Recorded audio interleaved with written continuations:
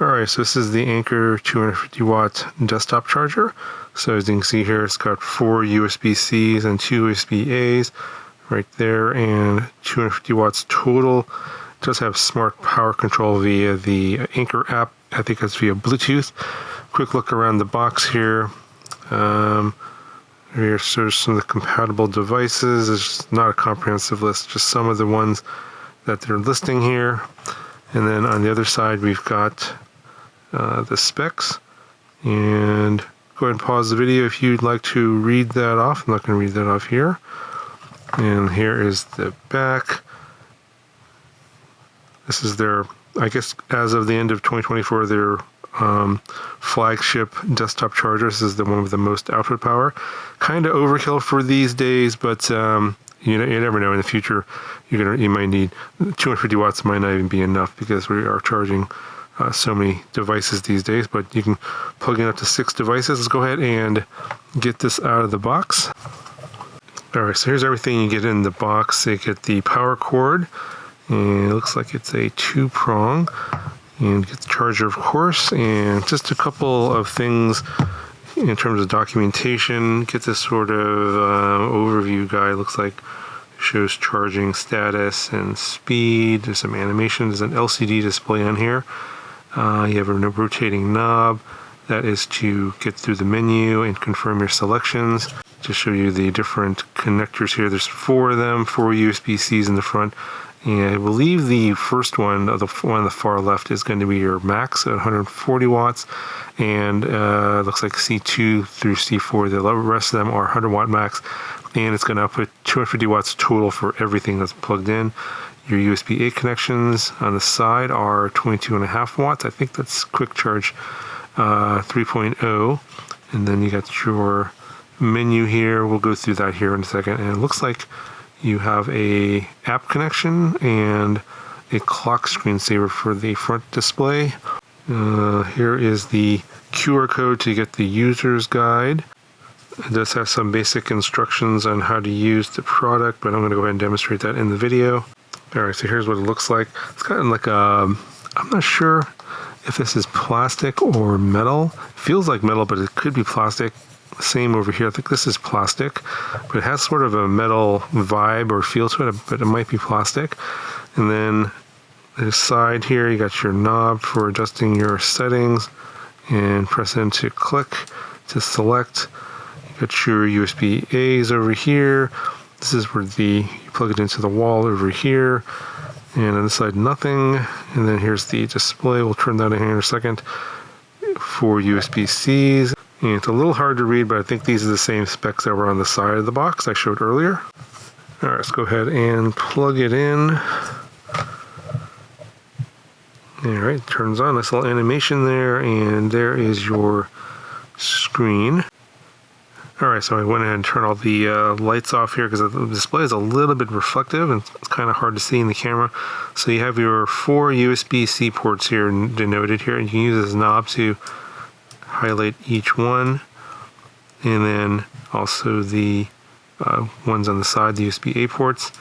And then you can go into your settings here. Let's go ahead and show you that real quick. So I have the brightness turned all the way up. You can turn that down all the way if you like, but I think 100% is going to be good. You can change the screen timeout. I have it set to always on. And then there's this modes called, there's different modes here. So AI power is, it basically sets the power levels of each of the ports automatically, but if you want to set a certain port as a priority, you can set it to port priority mode instead, and then you can adjust each of the ports individually. And then there's this thing called dual laptop mode, where if you have 2 very high-powered laptops drawing power, you can enable that mode to optimize that. And there's also a low current mode. Let's go back. So AI power is the default. We'll probably just leave it on that. You can change the knob orientation and which way goes, what the direction means in terms of going forward or backwards, up and down. So I have it set to backwards. You can change your Wi-Fi settings here. Screensaver. Let's go in here. So you can turn off the screen, or you can have a clock screensaver. So I'm going to turn that on, and then it's going to ask to connect to Wi-Fi now. And I'm going to exit out of that. And if you want to reset everything, you can hit that and to default settings. And we'll go back.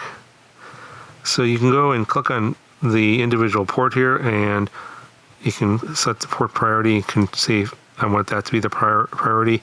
You can basically turn that on. So it says here's a switch to single port function aggregation mode. And you can say yes. It's going to switch that mode. And basically it'll give this port here priority over everything else. So it'll send all the power over here. Let's see if we can change that on port 2. So port 2 is 100 watt max. So we have these both set to the max. And you can see here when I did, so you can see here when I did that, C1 is also set to 100 watt max. And if I try to set a third one, it only says here up to 2 ports can be set to priority. Alright, so I got the Anker app installed on my smartphone. Let's go ahead and add this device. And you can see it found it right away. So I should be able to control this device now, basically through my phone instead of using the knob if I find that kind of, cumbersome. And I'm just going to use it over Bluetooth. Looks like there's a firmware update already for the charger, so let's go ahead and update now. And here's the interface on the app, and you can control each of the different ports individually. It shows the output power on each one. You can go in here and adjust the settings like the charging mode, for example. And I switch it over to port priority allocation. I'm going to go switch it back to AI power mode. I think that's going to probably be the easiest for most situations, so go back to that. There's something called secret features. Not sure what that is. Not sure what that is, but doesn't look like it's that important. Screen brightness, clock display, and I think this has to be connected to Wi-Fi in order to enable that, so we'll do that at some point later. There's some test features here. Custom charging mode. So it looks like this is highly customizable. Okay, so here I'm going to go ahead and add my Wi-Fi network. Okay, so Wi-Fi is connected. And let's go back and turn on that clock display.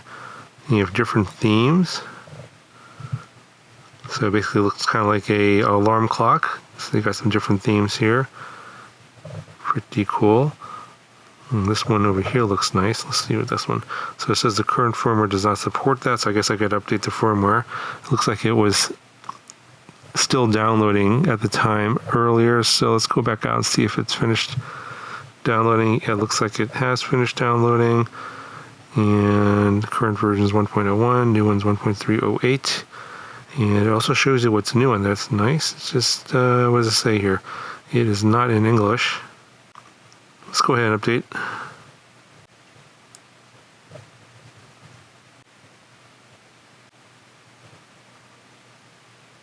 Alright, so that firmware update's done. Let's go back into the settings and turn on that clock display. So I'll set the timeout to 30 seconds, and then let's change the theme here. There's even color ones. So how about this one here? Okay. Alright, so here we go. That looks like that is working pretty nice. So it's basically just like a little desktop clock. Alright, so we're done playing around with this now. Let's go ahead and plug in some stuff and look at what the output power is on each of these ports. Alright, so I plugged in my laptop here on port 1. And the display is kind of hard to see. I'll just show you on the app here. And it's only 49 watts on that one. I think the USB-C port on my laptop doesn't really draw that much power. So let's plug in another device on port 2. So I've got this power bank here. I think it charges up to 140 watts or maybe 100 watts max. So let's go ahead and plug that one in. Here we go. Got a second one coming on here. And so it shows 49 on port 1, 98 on port 2, and your total output there 147. and the numbers are also reflected in the app. So if you have this in a spot on your desk where it's kind of buried under stuff and you want to just look on the app, this is a great way to do it. And it also shows the breakdown of volts and amps as well, so pretty cool.